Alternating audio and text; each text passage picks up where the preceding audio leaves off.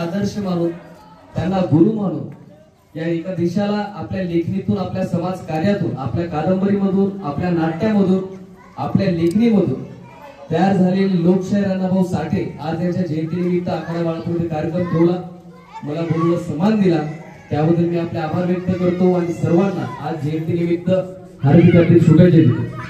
खरं तर महापुरुषांचे विचार, लोकशाहीर अण्णाभाऊ साठेंचे विचार हे तळागाळात रुजू व्हायला अनेक कित्येक वर्ष गेले। जवळपास 1920 पासून 2025 आला, परंतु आपण त्या विचारांना मांडण्यामध्ये, अण्णाभाऊ साठे समजून सांगण्यामध्ये आणि त्यांचे विचार तळागाळामध्ये नेण्यामध्ये खरं तर आपण यशस्वी झालो, हे आपलं दुर्दैव आहे। आणि खरं सांगताना म्हणताना माझा दिनदुबळा समाज, ज्या गावामध्ये पाण्याची सोय नाही, ज्या गावामध्ये लाईट नाही, ज्या गावामध्ये घरं नाही, अशा एका सांगली मधल्या जिल्ह्यातल्या एका छोट्या गावातून अण्णाभाऊ साठेंचा जन्म होतो। चालायला सायकल नाही, चालायला गाडी नव्हती, परिवारासोबत पायाने तिथं शेकडो किलोमीटरचा प्रवास त्यांनी मुंबईला करून कोळशाच्या खाणीमध्ये, मजुरीमध्ये अत्यंत अहोरात्र प्रयत्न करून स्वतःचा उदरनिर्वाह केला।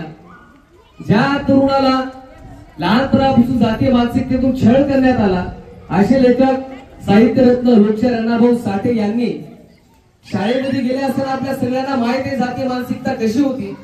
मग मागासवर्गीय समाज असेल, मातंग समाज असेल, बुद्धिस्ट समाज असेल, आदिवासी समाज असेल आणि सर्व आपल्या मागासवर्गीय समाजाला जो छळ करण्यात आला, एक दिवस सुद्धा शाळेमध्ये लोकशाहीर अण्णाभाऊ साठेला बसू देण्यात आलं नाही। ती जातीय मानसिकता कोणती होती, ती विचारधारा कोणती होती की माणसाला माणूस समजला जात नव्हतं, जनावरांसोबत सुद्धा असा व्यवहार केला जात नव्हता, तसा व्यवहार समाज बांधवांसोबत केला जात होता। त्याला हळून पाडण्याचं काम जर आपल्या लेखणीतून जर कोणी केला असेल तर ते लोकशाहीर अण्णाभाऊ साठे आहे। त्यांचा आदर्श आपण जोपासला पाहिजे। परंतु होते काय, आम्ही नेहमी सत्तेचे स्वप्न बघतो। आम्ही लोकशाहीर अण्णाभाऊ साठेंना गेली कित्येक वर्षापासून भारतरत्न देण्यासाठी शासनाकडे मागणी आहे।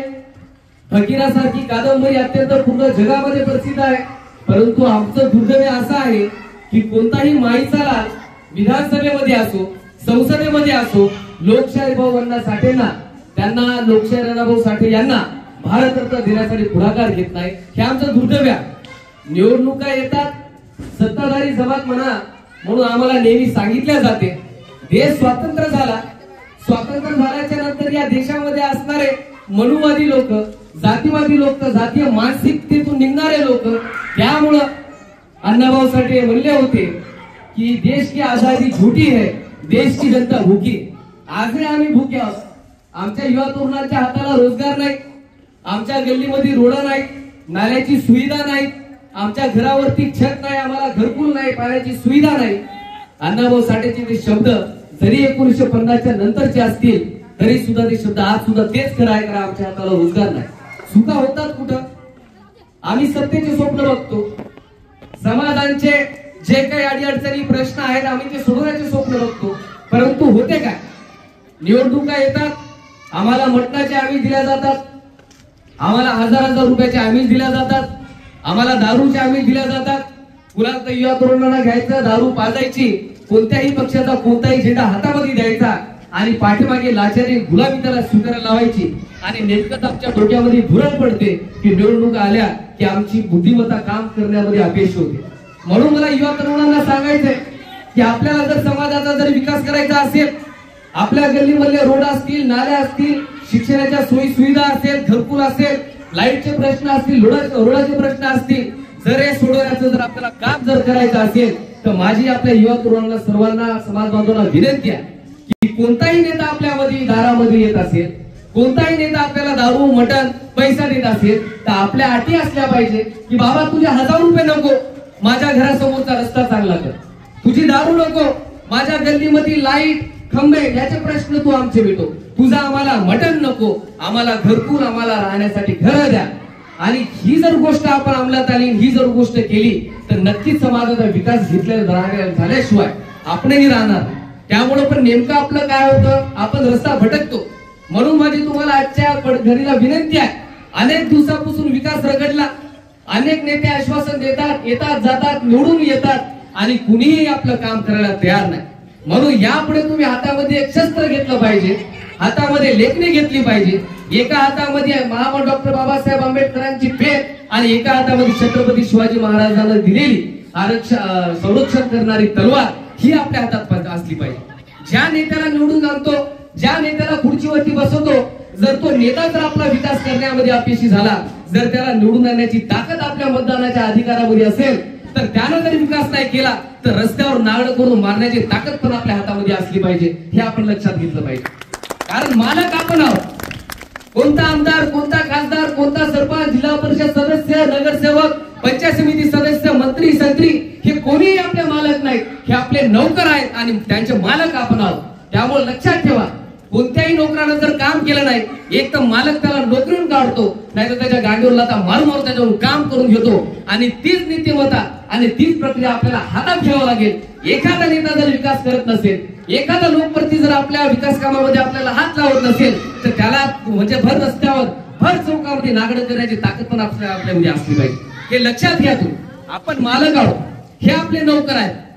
त्यामुळे लोकशाही राणाभाऊ साठेंनी विचारातून क्रांती घडवली, ती क्रांती फार मोठी होती. त्याची जाणीव आपल्याला असली पाहिजे. कोणताही पक्ष, कोणताही झेंडा हा महत्वाचा नसतो. मला दिलेलं भारतीय संविधान, त्यांची फुले शाहू आंबेडकरांची विचारधारा ही जर आपण तळागाळामध्ये नेली तर नक्कीच विकास होईल. आज तुम्ही इथं बोलवलं त्यामुळे मी एवढा शब्द देतो. विठ्ठल दादा, मी अनेक इथं बघितले. माझं वय फार कमी आहे, लहानपणापासून विठ्ठल दादाचं पण काम बघत आलो मी. परंतु झालं काय, आज कळमनुरी तालुक्यामध्ये मोठमोठ्या मातक समाजाचा आम्हाला मतदान पाहिजे, पण त्याचा उदरनिर्वाह आम्हाला करायचा नाही. मातक समाजाचा सगळ्यांना मतदान पाहिजे, पण त्यांना घरकुला आम्हाला द्यायचे नाही. त्यांच्या गल्लीमधले रोड आम्हाला करायचे नाही. लाईटाच्या सुविधा त्यांच्या मागासवर्गीयांच्या दलित वस्त्यांमध्ये करायचा नाही. आणि दुर्दैव असं की कळमनुरी तालुक्यामध्ये 4-5 सभागृह आहेत, पण कोणत्याही ठिकाणी लोकशाही राणाभाऊ साठेंचा पुतळा कुणी उभा करू शकलं नाही. हे खरं तर दुर्दैव आहे आणि आपणही त्यांना जबाब विचारत नाही. त्यामुळे आज या जयंती निमित्त मी आपल्याला माझ्याकडून आश्वासनच नाही, तर तो शब्द सुद्धा मी खरा करून दाखवणार आहे.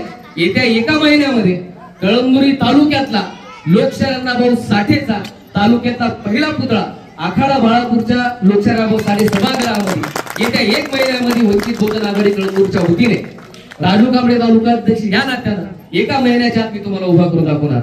आणि माझं आश्वासन नाही, मी आश्वासन देत नाही, मी आश्वासन जे देतो ते आश्वासन गेली 8 वर्षाचं राजकारणातलं रेकॉर्ड आहे. जे बोलतो ते मी करून दाखवतो. आणि तुम्हाला विनंती आहे, 1 महिन्यामध्ये या सभागृहामध्ये लोकशाही राणाभाऊ साठेचा जर मी पुतळा उभा करू शकलो नाही, तर भर चौकामध्ये बिनधास्तपणे कपडे पाडून मलाही तुडवायचं काम तुम्ही करा. त्याबद्दल कोणताही दुमत नाही. पण 1 महिन्यामध्ये लोकशाही राणाभाऊ साठेचा पुतळा या सभागृहामध्ये वंचित बहुजन आघाडी कळमनुरी तालुक्याच्या वतीने आम्ही उभा करू, एवढं तुम्हाला मी शब्द देतो. तहसीलचे काम असतील, ग्रामपंचायतचे काम असतील, पंचायत समितीचे काम असतील, महिलांच्या पगारी असतील, घरकुल असेल, हॉस्टेलच्या अडचणी असतील, शाळेच्या अडचणी असतील, कॉलेजच्या अडचणी असतील, कोणत्याही अडचणी असतील तर बिनधास्तपणे वंचित बहुजन आघाडी आमच्याशी तुम्ही संपर्क करा. तुमच्या त्या अडचणी सोडवल्याशिवाय आणि शांत बसणार नाही, एवढा तुम्हाला शब्द देतो. आणि येत्या 1 महिन्यामध्ये कळमनुरी तालुक्यातला चांगला पुतळा लोकशाही राणाभाऊ साठेचा या सभागृहामध्ये सर्वजण मिळून उभा करू, हे मी तुम्हाला शब्द देतो. आणि ते शब्द 1 महिन्यात खरा सुद्धा करून दाखवणार. आज तुम्ही इथे मला बोलवलं, सर्वांनी मान सन्मान दिला, मी आपला खूप खूप आभारी आहे. इथंच थांबतो. जय लहुजी, जय भीम.